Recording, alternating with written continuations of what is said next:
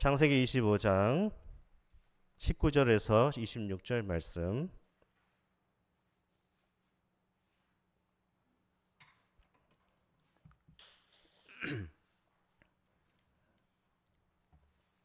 창세기 25장 19절에서 26절 말씀을 교독하겠습니다. 아브라함의 아들 이삭의 족보는 이러하니라. 아브라함이 이삭을 낳았고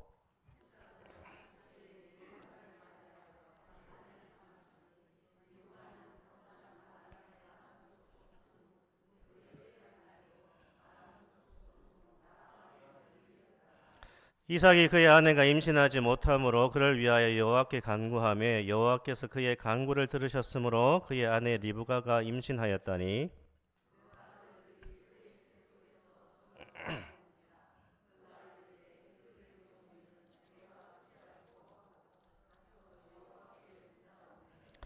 여호와께서 그에게 이르시되 두 국민이 네 태중에 있구나. 두 민족이 네 복중에서부터 나누이리라. 이 족속이 저 족속보다 강하겠고 큰 자가 어린 자를 섬기리라 하셨더라.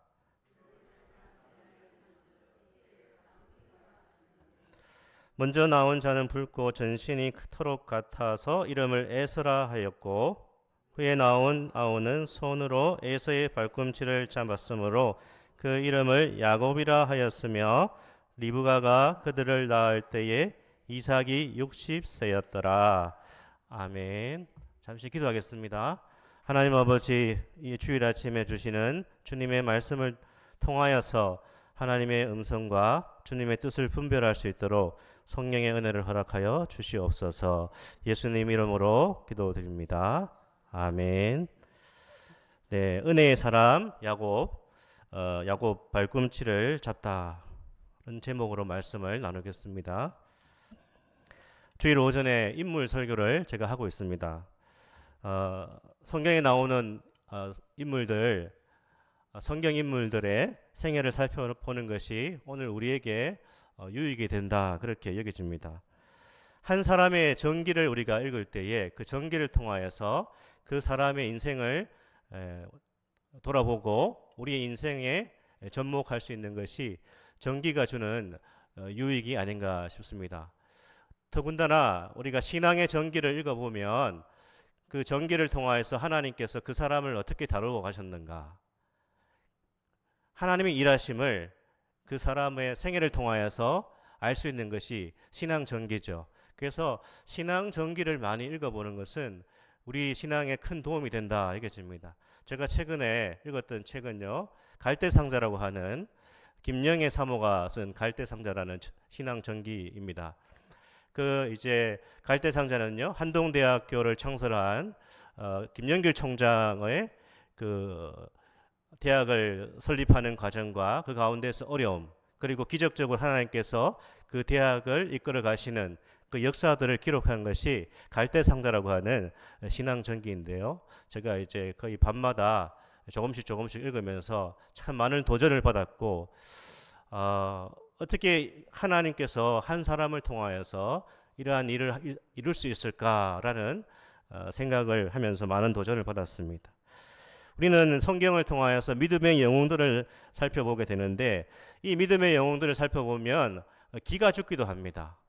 나와 너무 다르구나 해서 기가 죽기도 하지만, 그러나 이 성경의 인물들을 면밀히 살펴보면 그 사람들이 완전한 사람이 아니었다라는 것을 우리는 확인하게 됩니다. 우리가 살펴보았던 아브라함도 그렇고요. 사실 이삭은 빠졌지만 야곱도 그렇습니다. 야곱도 참 믿음의 사람이지만 야곱도 굉장히 단점이 많고 부족한 점이 많았던 사람이 바로 야곱입니다. 그래서 우리는 믿음의 선진들이 참 위대한 하나님의 역사를 많이 이루었지만 그들도 참 우리처럼 저처럼 연약하고 실수투성이고 넘어지고 또 하나님 앞에 부끄러운 모습으로 살아갔다라는 것을 확인하게 됩니다. 믿음의 영웅들을 통해서 우리가 볼 수 있는 것은 그 사람을 믿음의 영웅 되게 하시는 하나님의 열심을 보게 되는 것입니다. 하나님께서 어떻게 한 사람을 선택하셔서 그를 하나님의 사람으로 만들어 가시는가 하는 하나님의 은혜와 하나님의 주권과 하나님의 열심을 보게 된다는 것이죠. 야곱도 마찬가지입니다. 야곱은요, 성경에 나오는 많은 인물들 가운데 우리를 참 많이 닮았습니다. 우리는 야곱 그러면 뭔가 이제 참 이렇게 좀 얍삽한 사람, 속이는 자, 교활한 자, 욕심 많은 사람 이렇게 생각할 수 있지만, 그러나 야곱을 이렇게 들여다보면 야곱 속에서 숨겨진 우리 자신을 보게 되는 것이죠. 그래서 우리는 야곱이라는 이 인물의 정체성과 그의 소명과 그의 삶을 통하여서 우리를 향한 하나님의 뜻을 발견하고자 야곱을 함께 나누기를 원합니다.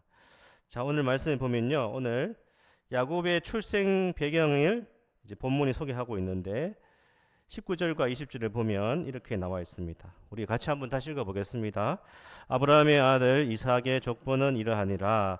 아브라함이 이삭을 낳았고 이삭은 40세에 리브가를 맞이하여 아내를 삼았으니 리브가는 밧단 아람의 아람 족속 중 부두엘의 딸이요 아람 족속 중 라반의 누이였더라. 아멘. 이삭의 족보가 나오죠. 이삭은 40세에 리브가와 결혼했다 되어 있습니다. 고대 남자의 결혼 정년기는요 18세였다고 합니다. 18살에 이제 결혼 정년기인데 지금 이삭은 야곱의 아버지 이삭은 몇 세에 결혼했다는 거죠? 40세. 오늘로 치면 굉장히 노총각이죠. 오늘날로 치면 한 60살에 결혼했을 것 같은 거죠. 그 정도로 이제 늦었습니다. 결혼이. 그래서 그 당시에 고대 사회에서 20살이 넘도록 결혼을 안 하고 있으면 저 사람은 저주받았다. 그렇게 생각할 정도로 굉장히 결혼이 늦었다라는 것이죠. 너무나 답답해서 이삭의 아버지 누굽니까? 갑자기 생각이 안 나십니까? 아브라함이죠. 아브라함이 자식이 자기가 귀하게 낳은 아들이 40살이 되도록 결혼을 안 하고 있으니까 너무나 답답해서 자기와 자기의 종이 나서서 짝을 만들어주지 않습니까? 신부감을 데려옵니다. 창세기 24장에 나오지 않습니까? 그 리브가는 밧단 아람 사람이다 이렇게 되어 있습니다. 메소포타미아 북쪽에 위치한 하란 근처로 여겨집니다. 문제는요, 이렇게 아버지와 주변의 많은 사람들이 애쓰고 힘써서 결혼을 시켰습니다. 40살에 결혼을 했습니다. 그런데 이렇게 우여곡절 끝에 결혼을 했는데 이삭과 리브가 사이에 자식이 없었다라는 것이죠. 리브가가 불임 상태였다라는 것입니다. 어디서 많이 보지 않았습니까? 누가 또 불임이었습니까?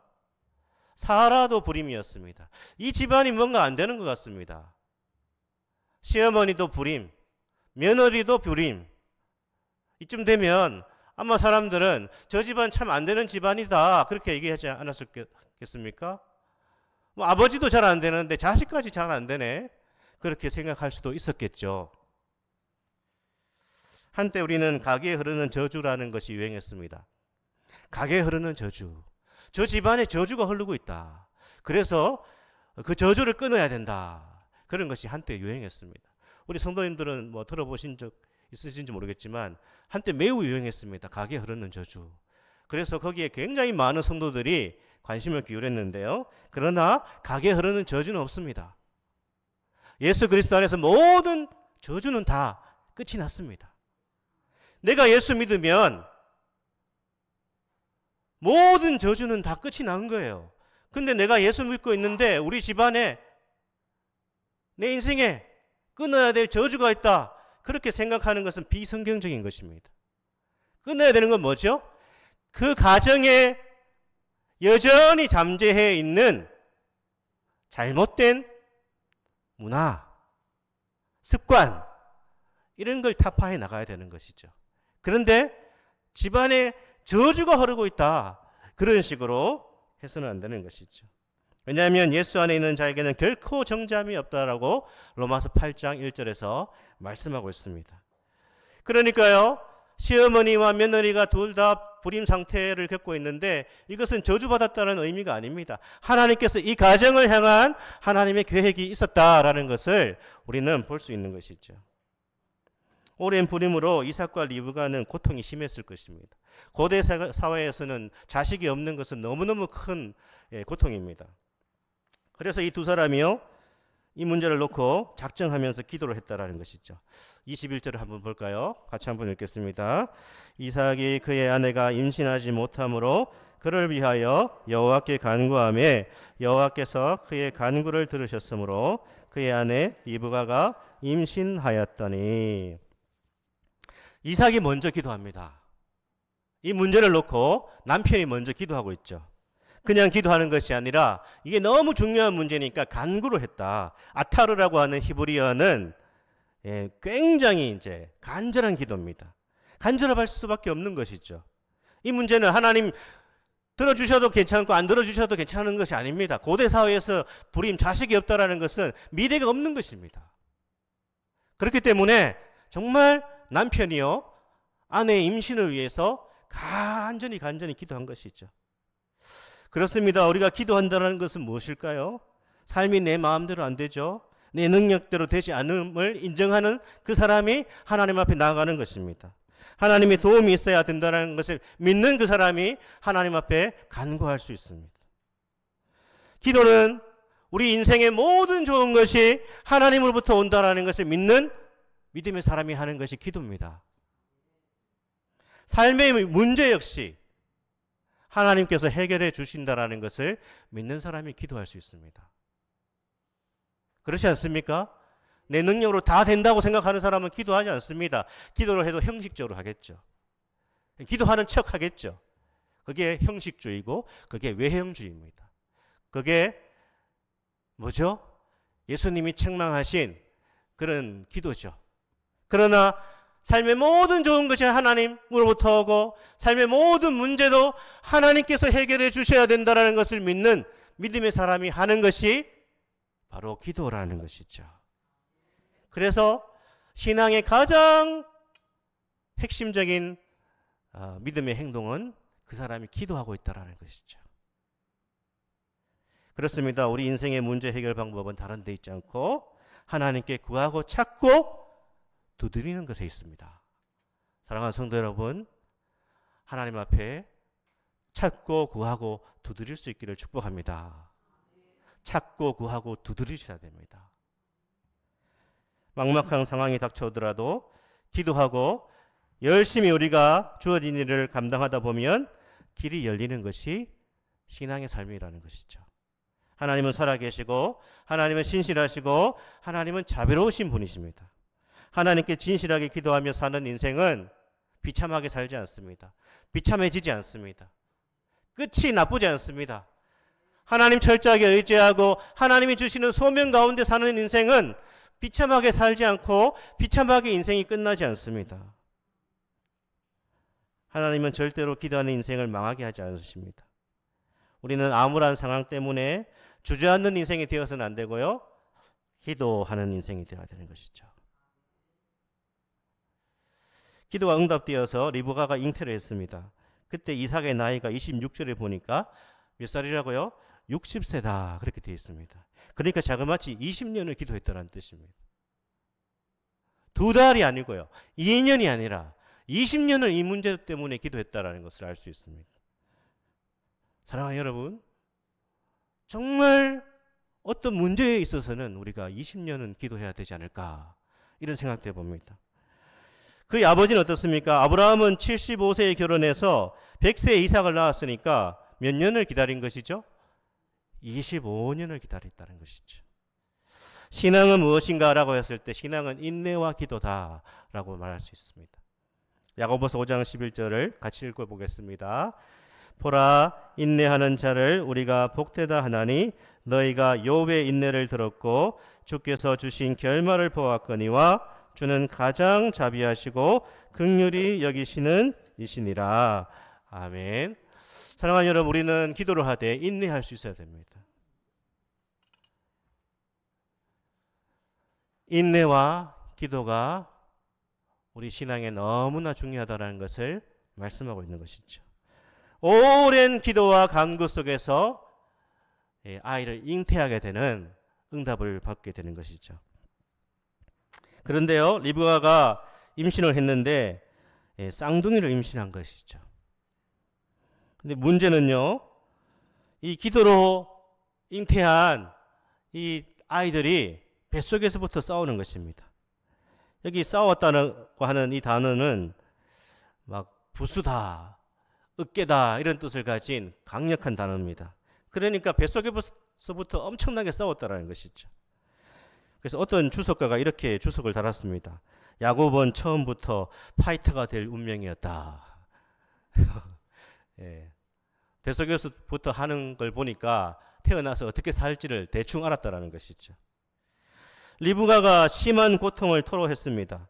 너무나 괴로워서 리브가가 하나님께 묻는 것이죠. 22절에 보니까 내가 어찌할꼬 하고 가서 여호와께 묻자오되 이렇게 되어 있습니다. 너무너무 고통스럽다는 것입니다. 제가 뭐 임신해 본 적이 없고 임신할 수도 없겠지만 참 이 어느 정도로 고통스러웠으면 정말 견디기가 너무 힘듭니다. 그렇게 지금 토로하고 있는 것입니다. 그때 하나님께서 놀라운 계시의 말씀을 주시는데 23절이죠. 우리 한번 23절을 읽어볼까요?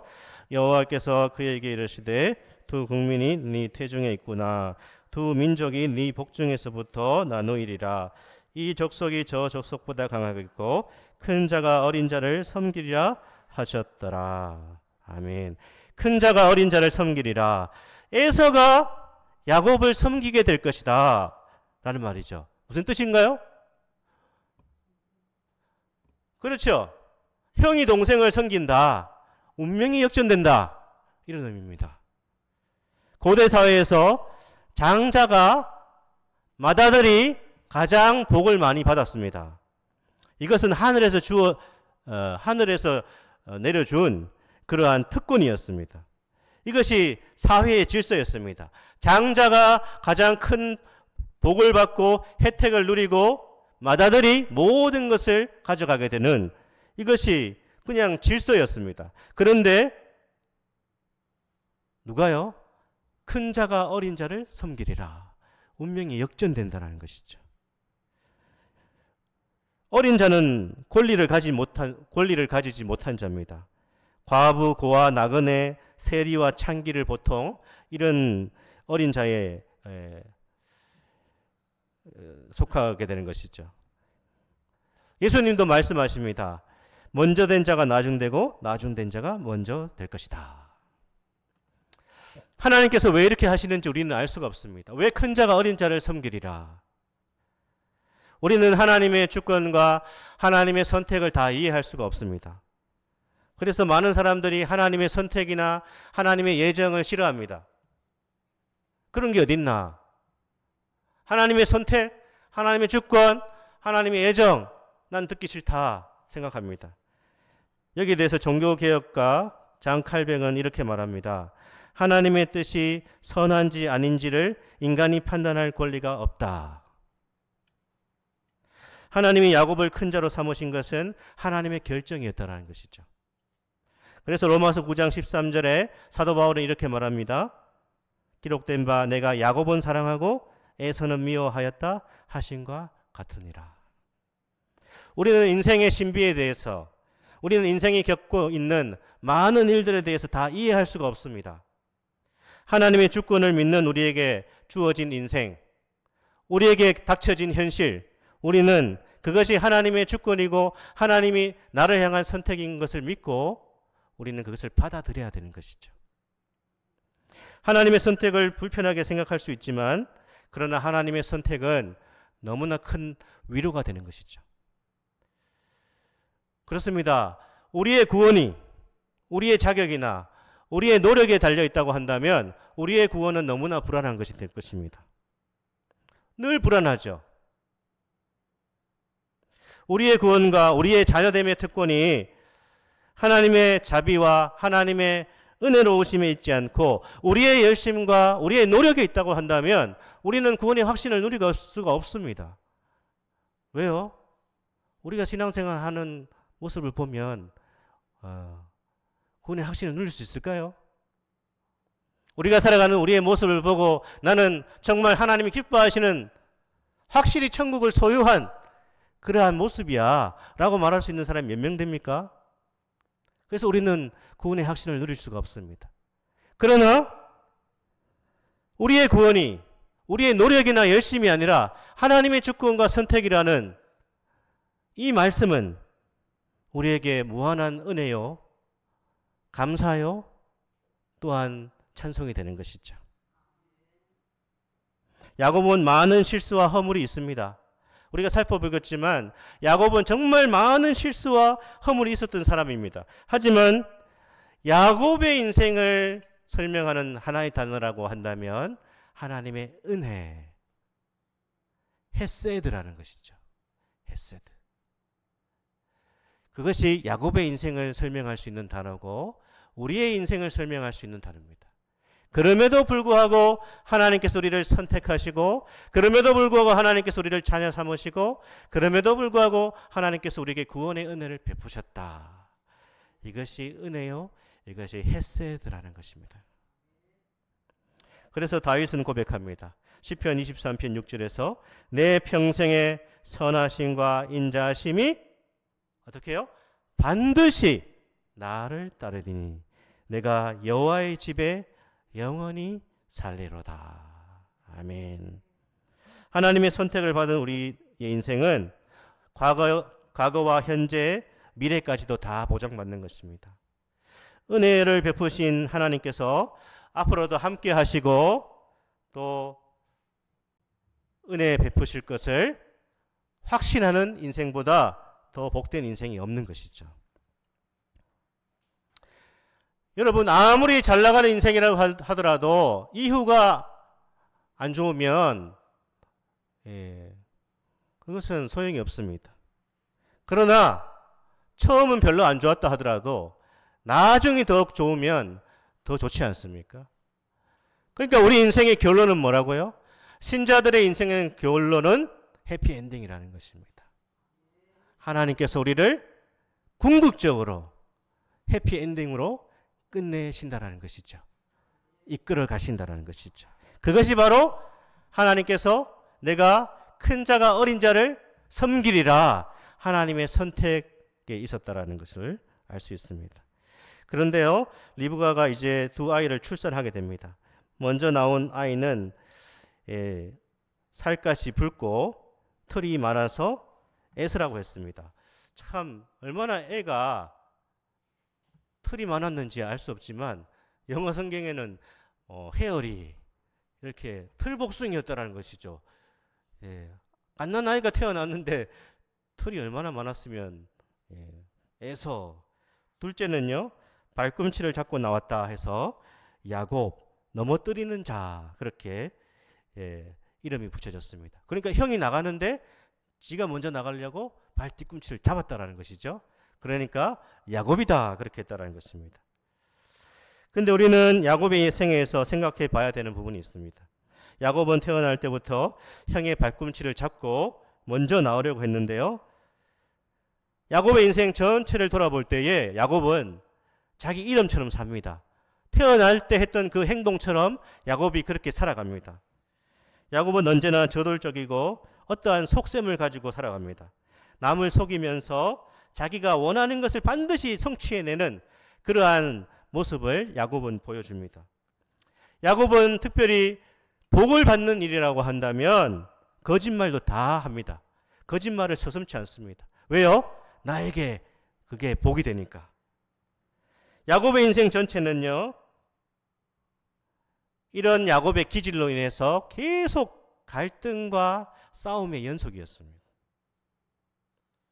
그런데 하나님께서 야곱의 인생을 통하여서 야곱의 이러한 기질들을 어떻게 해요? 연단해 가십니다. 그를 낮추시고 그를 훈련시키셔서 야곱의 이러한 기질 안에 있는 모난 부분들을 깎아내시는 것이죠. 그러나 오늘 우리는 야곱의 이러한 기질 가운데 장점을 한번 같이 살펴보기로 원합니다. 도전받는 부분이 있습니다. 그것은 바로 야곱이 하나님의 복을 받겠다고 하는, 하나님의 복을 받고야 말겠다고 하는 강한 열망이 있었다라는 것입니다.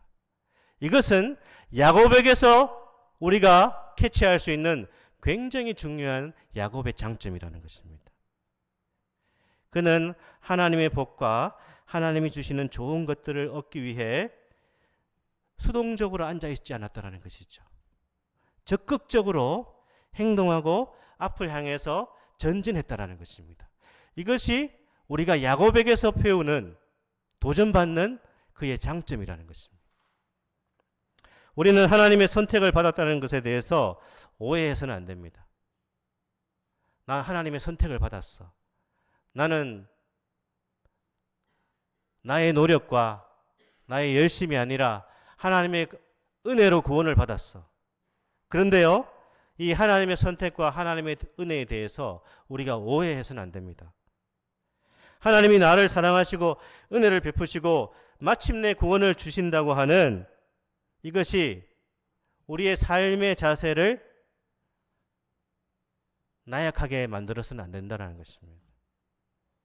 우리가 인생을 살아가면서 악한 선택을 하거나 내 마음대로 살아가거나 게으르게 살아가는 것을 정당화해서는 안 된다는 것입니다. 아무런 노력 없이 감나무 밑에서 감이 떨어지기를 기다리고 있는 것은 하나님의 은혜와 하나님의 선택을 오해한 것이라는 것입니다. 그래서 성령 안에서 거듭난 신자들은요, 하나님의 은혜 안에 살아가는 성도들은 바른 선택을 하면서 살아가야 됩니다. 무엇이 올바른 선택일까요? 신앙생활을 할 때, 우리가 인생을 살아갈 때에 주님을 붙들고자 노력하면 할수록 더 우리의 신앙생활이 풍성해진다는 것입니다. 주님을 붙들수록, 주님을 붙들면 붙들수록 우리의 인생은 더 풍성해지고 우리의 신앙생활은 더 풍성해진다라고 하는, 이것을 놓치시면 안 된다는 것입니다.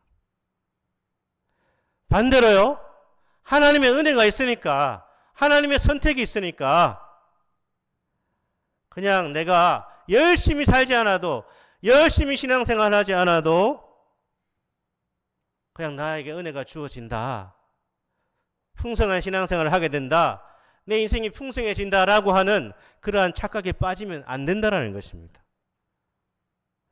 우리가 하나님 안에서 노력을 하지 않으면요, 영양실조에 걸린 그러한 삶, 마치 영양실조에 걸린 신앙생활이 될 수 있습니다. 영양실조에 걸린 사람 본 적 있지 않습니까? 아프리카에서 살아가는 어린 아이들의 그 영양 결핍 상태를 보지 않습니까? 힘이 하나도 없습니다. 영양실조에 걸려 있지 않습니까? 영양실조에 걸린 모습이 어떤 것인가요? 신앙생활에 활력이 없습니다. 신앙생활을 할 때 의지가 없습니다. 무기력합니다. 그냥 방치하고 있습니다. 왜? 분위기가 냉랭하죠? 기도에 열기가 없잖아요.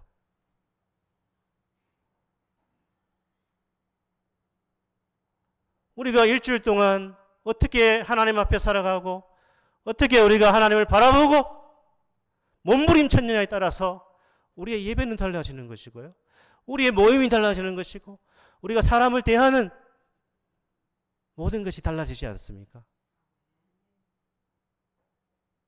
우리가 어떻게 간절하게 살아가느냐에 따라서 삶의 자세가 달라지지 않습니까? 직장에서 우리의 자세가 달라지고, 가정에서 우리의 태도가 달라지고, 사업에서 우리의 열정이 달라지고, 신앙생활에서 우리의 모습도 달라지지 않습니까? 영양실조에 걸려 있습니다. 하나님의 은혜를 오해하고 있습니까? 하나님의 선택을 오해하고 있습니까? 나는 무기력하게 있어도, 그냥 가만히 있어도 감을 떨어뜨려 주실 거야. 아무런 영적인 신앙적인 인생에서의 나에게 주신 분목을 사명을 감당하지 않아도 하나님께서 그냥 막 쏟아부어 주실 거야. 아니요. 하나님 그렇게 역사하시지 않습니다. 하나님의 은혜를 그런 식으로 이해하시면 안 됩니다.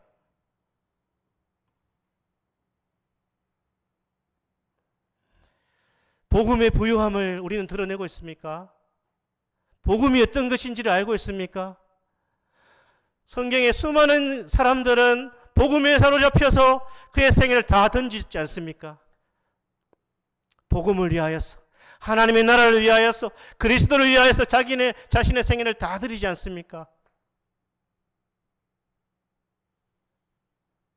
그런데 영적인 영양실조에 걸리면요, 복음의 부요를 알지 못합니다. 하나님 나라의 영광을 알지 못합니다. 그래서 관심이 없습니다.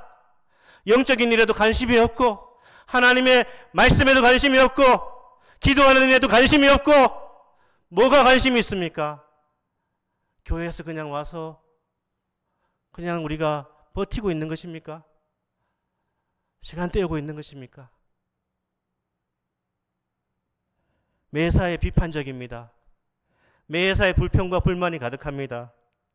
그 입에서 감사와 찬송보다는 원망이 더 많습니다. 우리의 삶에서 성도다움이 나오지 않습니다. 자비와 긍휼과 사랑이 나오지 않습니다.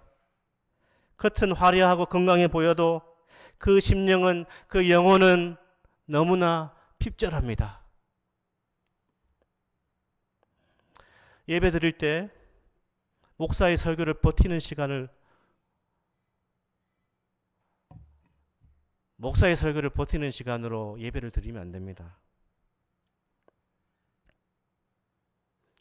신앙생활은요, 교회 생활은요, 다른 사람과의 관계를 내가 인내하며 버티는 것이 아닙니다.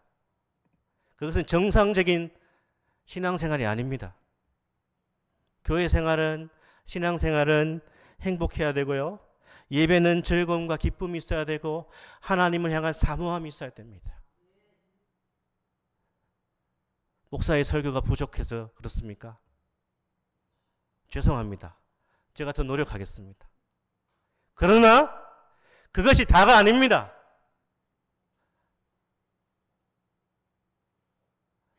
신앙생활은, 교회 생활은 즐거움이 있어야 되고, 하나님 안에서의 기쁨이 있어야 되고, 감사가 있어야 되고요.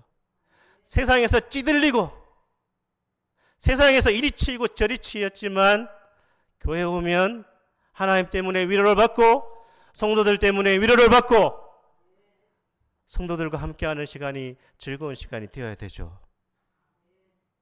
그렇지 않은 것이 누구 탓입니까? 하나님 탓입니까? 목사 탓입니까? 장로님 탓입니까? 권사님들 탓입니까? 아니요, 내 탓입니다. 내가 영양실조에 걸려 있습니다.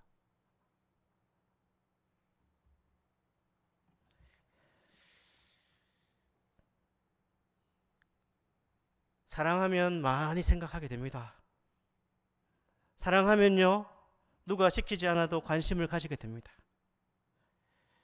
그래서 하나님을 사랑하는 성도의 예배는 달라지고, 하나님을 사랑하는 성도는 인간관계가 달라집니다.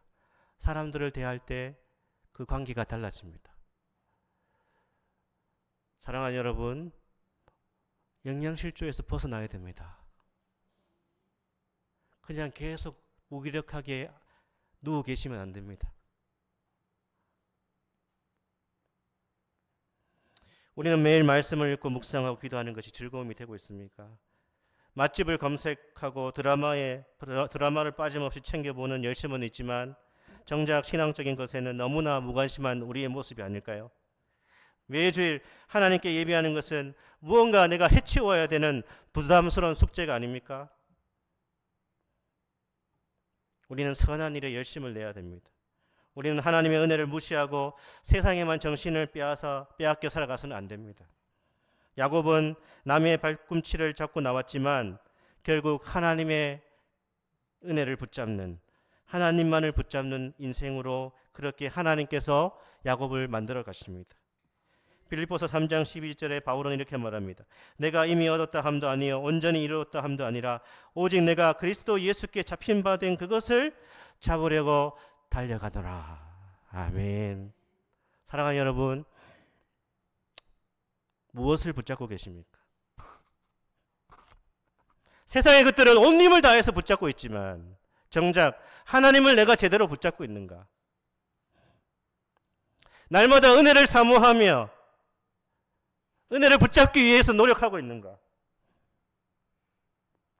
하나님께서 우리를 붙잡고 계시지만 우리도 주님을 붙잡아야 됩니다. 그것이 참된 신앙이고요. 그것이 바른 신앙이고 그것이 성경에서 보여주는 것입니다. 하나님께서 우리를 붙잡고 계십니다. 우리도 붙잡아야 됩니다. 주님을 붙잡아야 됩니다. 하나님께서 우리에게 좋은 것을 주시고자 원하십니다. 주시기를 원하십니다. 하나님께서 우리에게 좋은 것을 주시기를 원하시고 우리가 원하는 것 이상의 행복을 주님께서 우리에게 주시기를 원하십니다. 하지만 우리가 하나님의 은혜를 붙잡고 그 은혜와 복을 온전히 사모하지 않는다면 그 복을 미루십니다. 왜 그러십니까? 왜 그렇죠? 그것이 주어져도 그것의 가치를 모르니까요. 받을 그릇이 되어야 됩니다. 받을 그릇이. 사랑하는 여러분, 하나님의 복을 얻고자 형의 발꿈치를 잡은 야곱, 그 야곱의 이러한 저돌적이고 이기적이고 욕망에 가득한 것이 하나님의 간섭을 통하여서 그것이 바뀌어지지만 야곱이 잡고자 했던 하나님 안에 있는 그 복에 대한 갈망과 열망은 너무너무 귀한 것이었다라는 것입니다. 우리 모두가 더 하나님을 그 은혜를 하나님이 주시는 복을 향한 갈망과 열정이 다시 새롭게 시작되는 그런 은혜가 있기를 주님의 이름으로 축복합니다. 아멘. 기도하겠습니다. 하나님 아버지, 야곱의 생애를 통하여서 하나님께서 어떻게 야곱을 만들어 가시고 이끌어 가시는지를 함께 보려고 합니다. 특별히 야곱은 태어날 때부터 하나님의 선택을 받았습니다. 큰 자가 어린 자를 섬겨야 되리라 하나님께서 야곱을 선택하셨다고 했습니다. 또한 야곱은 그의 인생 속에서 수많은 우여곡절과 연단 속에서 만들어져 가지만 그가 하나님의 복을 갈망했고 하나님의 복을 사모하고 열망했던 그 야곱의 열정을 오늘 우리가 담아낼 수 있도록 우리에게도 신앙생활에 또 우리의 삶에 하나님의 복을 향한 거룩한 열망과 사모함을 허락하여 주시옵소서. 예수님 이름으로 기도드립니다. 아멘.